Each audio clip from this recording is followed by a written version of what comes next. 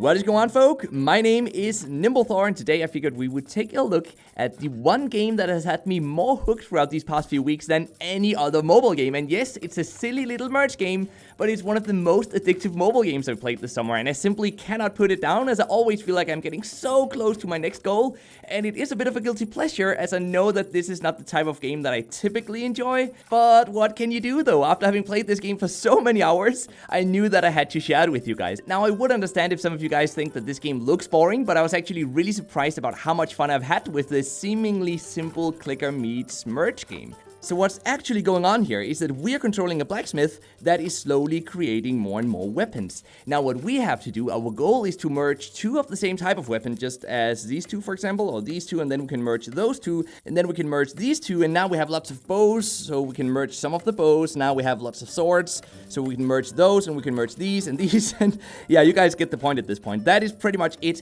for the game. So we keep merging weapons, and each weapon generates gold for us, and higher tier weapons, of course, generate more gold than lower tier weapons. So you guys can check out this one here in the top left corner. It generates 2A gold every second. I think it's every second. And this one down here is only 488 billion gold instead. So whenever we merge two weapons, they generate double as much gold, because the gold from each of those weapons are merged into one new weapon. So we get more and more gold over time, and we get new weapons automatically every 3 to 5 seconds or so. And then we can also tap the screen down here in the bottom to speed up that progress. As you guys can see, now we're getting lots of new weapons much faster. And then we just keep merging like this over and over again until we have enough gold. And then when we decide we have enough, we can go in here to the upgrade section. And in here, we can increase the item forge level so that new items forged in the blacksmith will start out as 1 tier higher, or we can buy some of these other upgrades. Now, I always go for the item forge increase first, because that is definitely the best upgrade here in the shop. But we can also choose to increase, or should I say decrease,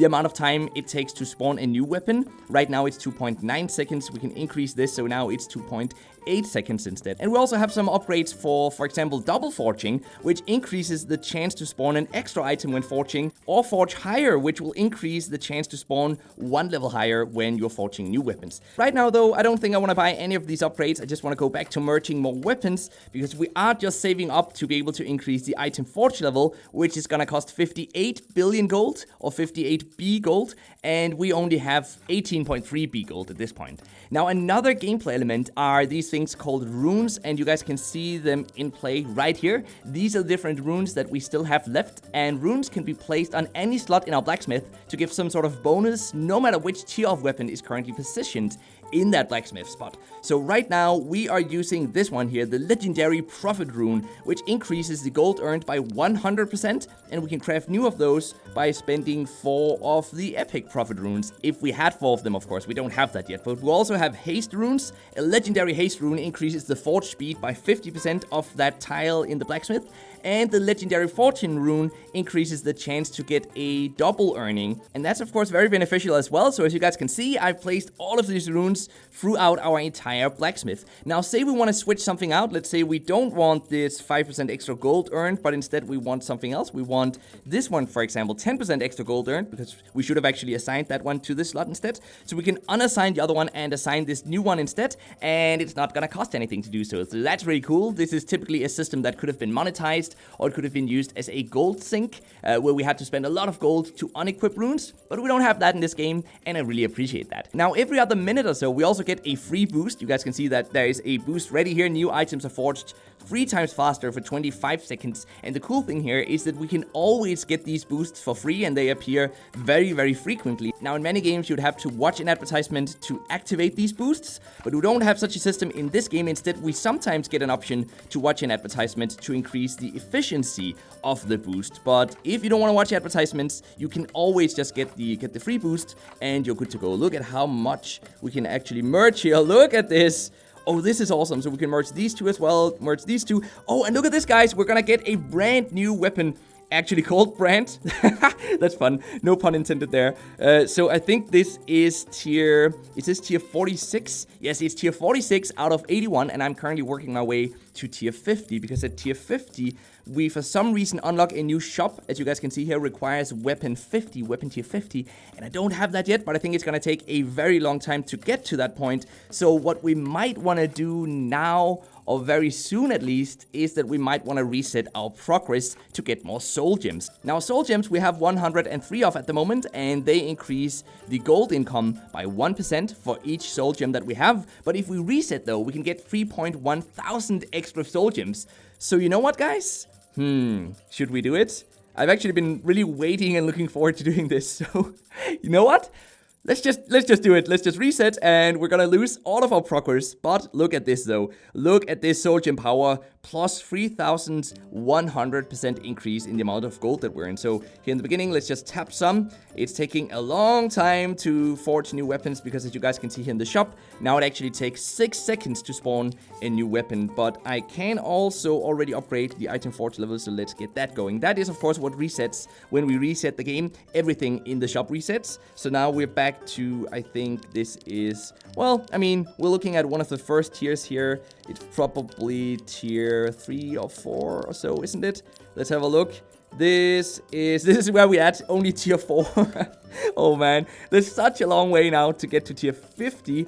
But luckily, we do have that 3,000% increase now. So luckily, even though it is going to take a while, it should be much, much faster than the last time we did this. Now, as for the monetization, we can watch incentivized video advertisements to get more powerful boosts or to get free gems even. And we can also get some gems for free without watching advertisements every single day. And these gems can also be bought through in-app purchases, of course. Let me just show you guys that right now. As you guys can see down here, going up to around $12 or so. So it's actually not too bad, these in-app purchases. But going up to around $12, we can buy gems for real life money, and we can spend those gems on increasing the max offline earnings. We can increase the current income multiplier, which is very beneficial, by the way, because it does not reset whenever we reset our progress. So you guys can see that I've already bought 7 times income multiplier, and I've done that for free with the gems that we get from either watching video advertisements or simply from playing the game. Now, we can also spend our gems on buying these lucky boxes, but we do also get lucky boxes from simply daily login rewards, and I've gotten all of the perks that you see out here in the Blacksmith right now. I've gotten those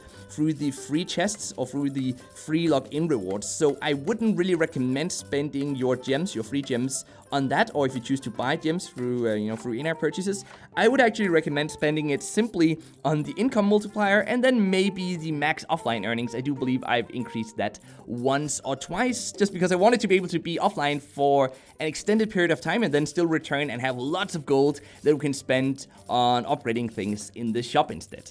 And that's how I play this game after I'm done with a maybe 10 to 30 minutes play session or so, because yes, I gotta admit, I have actually played this game for over 30 minutes straight, sometimes nearly an hour, and I know it sounds crazy, but I told you guys I was kind of addicted to this game, right?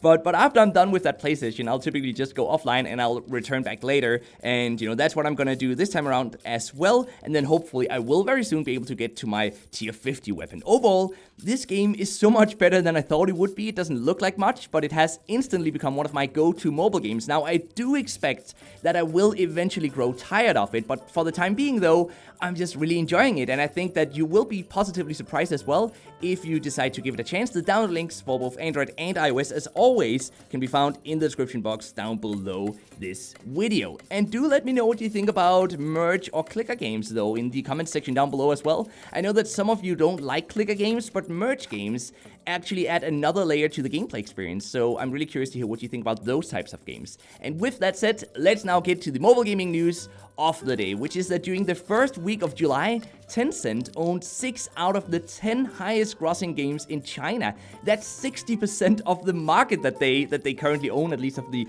top earning mobile games. That's just crazy. The second biggest publisher is NetEase, though, who owns 3 out of the top 10 grossing games, leaving just 1 game in the top 10 list for Tianma, which is a publisher that I've frankly never heard of before. In the US and the UK, it does look a bit different, though, with no Tencent or NetEase games in the top lists whatsoever, which mostly seem to be dominated by very casual games like your Candy Crush and your Toon Blast Match 3 games. So I guess what we've learned today is that China just takes mobile gaming much more seriously, since shooter games and MOBAs and other more hardcore genres tend to actually be the highest grossing games in those markets. So with that said, I hope that you've enjoyed today's video. Be sure to subscribe if you're new around here, and until next time, just keep gaming, stay awesome, and I'll see you guys around.